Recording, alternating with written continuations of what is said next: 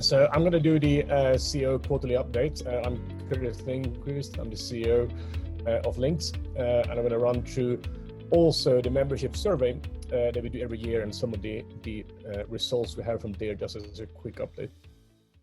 Just some data on where we are so far in the year. We have had 75 applications so far in the year versus 98 for the full year last year.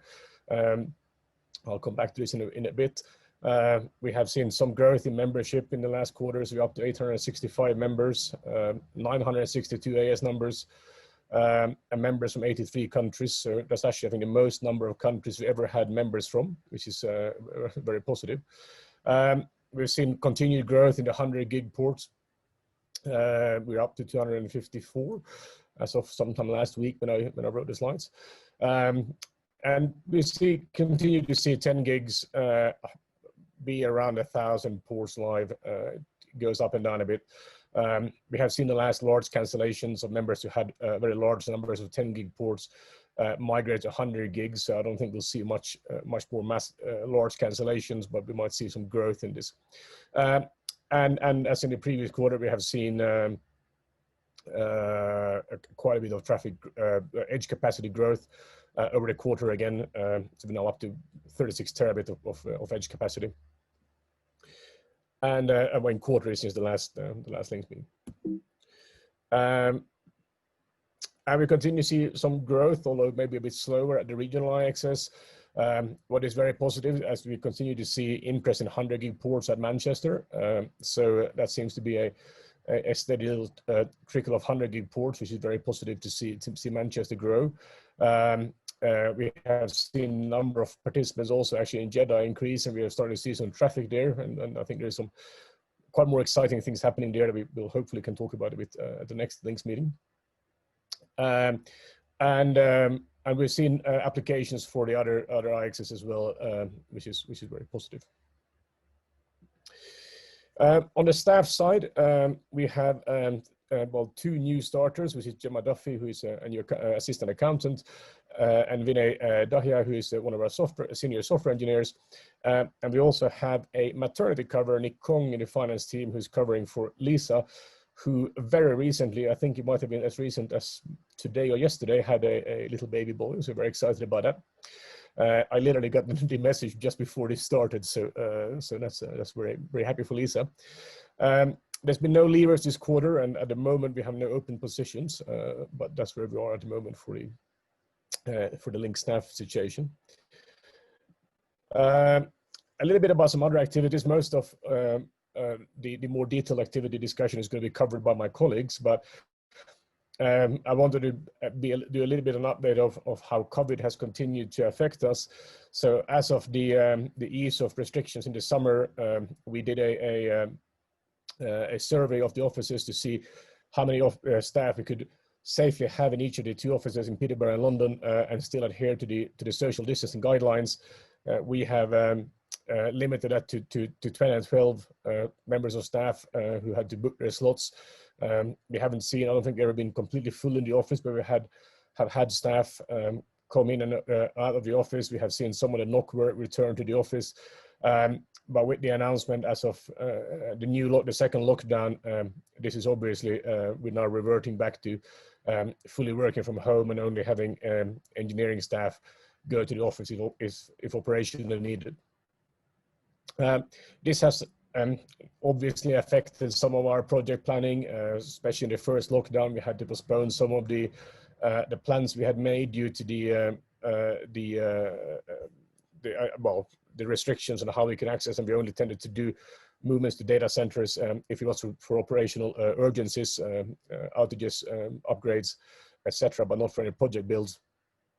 And we still need to evaluate the second lockdown and what that will mean for any project work. I think most of it is either complete or nearly complete, so it should have a minimum impact, but it has clearly made us reprioritize some of the work we've had to do throughout the year. It has also obviously affected the member relations and sales teams and their ability to go out and meet our members and also prospect, which is why we probably haven't seen maybe quite as many applications as we would have a normal year. But we also know that we have a lot of members who have either already signed up with us or been very interested in or confirmed they will connect to LINX, but because of COVID have been unable to complete their projects on their side and to build out. So in general, there has been quite a bit of an impact from COVID on us, and the senior management team and the board has been evaluating this continuously throughout the year and planning for next year. And as you come to hear in Jens and Malcolm Holtz and Richard's presentations, you'll see a bit how we have dealt with that throughout the year. We have managed to complete quite a bit of exciting project work across technology and products. You'll hear more about this from Jen and Mike and Richard in their presentations. And in this last quarter, we have also worked on the 2021-2022 budget that Jen is going to present on the service fees just after me, and then Malcolm Holt will run you through the budget for next year. And we have also, as we have always done, looked at a 5-year outlook for LINX and what we think that the outlook over the 5 years looks like, given the uncertainty and current climate. That is an interesting and challenging exercise, but we have worked again with the senior management team and board on this outlook and the parameters and how we see this will affect us and what the worst case scenarios can be and what best case scenarios can be going forward. On that, I wanted to talk a little bit about the EGM.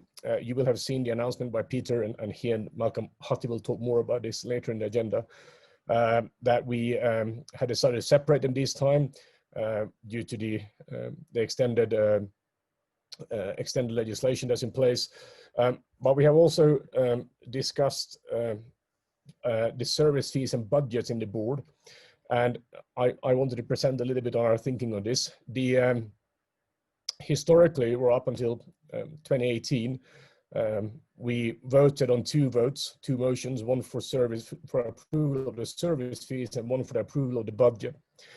In 2019, the board decided that we would merge these as one resolution, as it would have been quite unclear what would have happened if, for example, the services fees would have been voted down and the budget would have been approved. We would have been in a state that would have been quite unclear how to handle. So we decided to make this one single motion. In discussing this with within the board in the last few months, we have been asking ourselves, what does it mean to actually vote on the budget? This is a rather strange from a governance point of view, given that the management of the company is actually delegated from the membership to the board, and that the budget is not a strict guidebook that we follow. Throughout the year, we will report to the board and we make reforecasting continuously throughout the year, comparing it towards the original budget. But for example, a year like this year, where we had quite large impacts on the budget from COVID, it is unclear how a situation like that would have been if you strictly adhere to what a vote on a budget would have meant. The articles don't require a vote on the budget. Voting on the service fees makes sense. It ensures that the fees as proposed by the board have support among the members, and there's been a long-standing tradition that the board can vote to lower the fees, but they cannot raise the fees without a membership vote. And we all think that makes sense, and it's something that's definitely worth that will continue. However, we are not proposing to present the budget for a vote this year. We're only going to voting on the service fees. However, we of course continue to present on the budget and be completely transparent about this. And as you will see in Malcolm's presentation, and take any questions on this. And as you will see, and we have shared the budget document with you on Friday. And before I go to the next slide, I see any questions so far, because next is the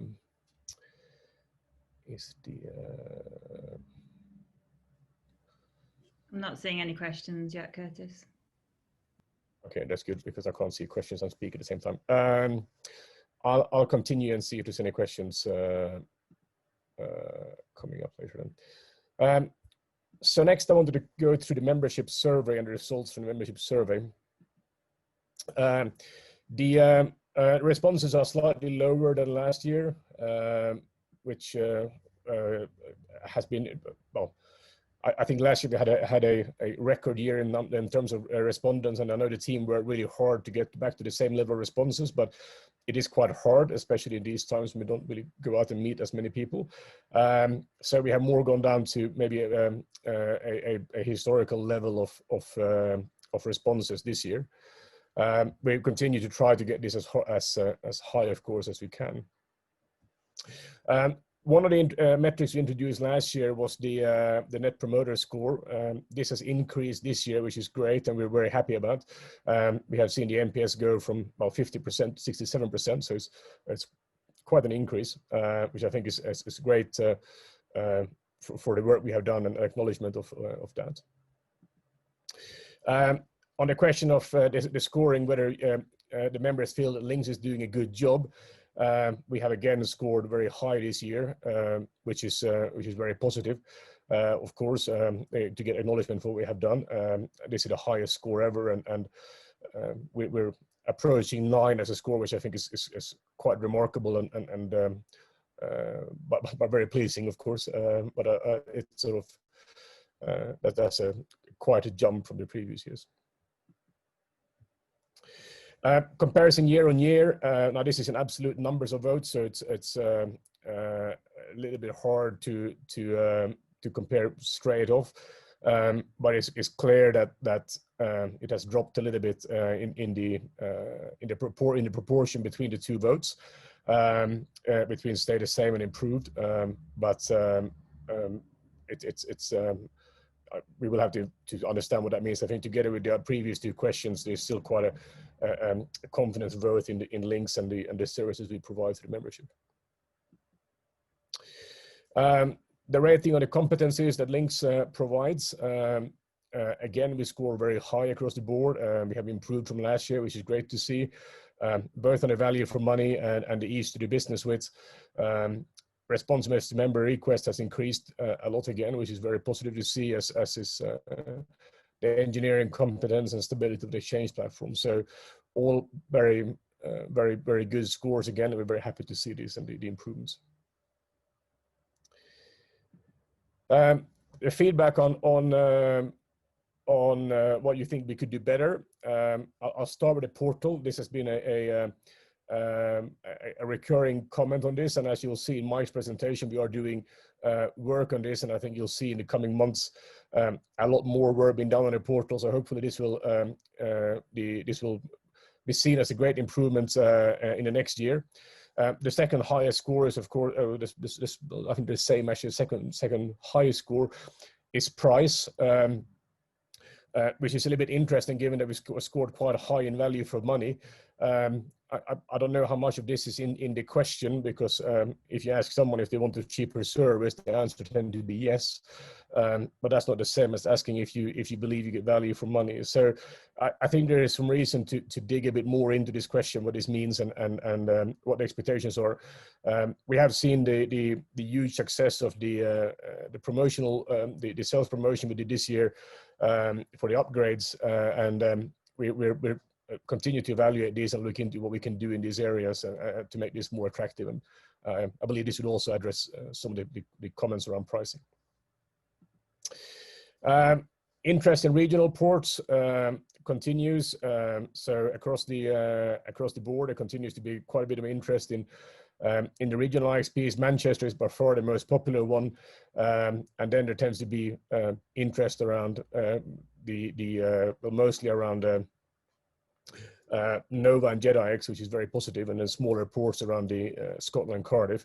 But it's great to continue to see this great interest in Manchester, and that's what we've seen in the last year as well in the orders as well, and what we see in the prospecting we're doing. So that's really positive to see this interest continuing.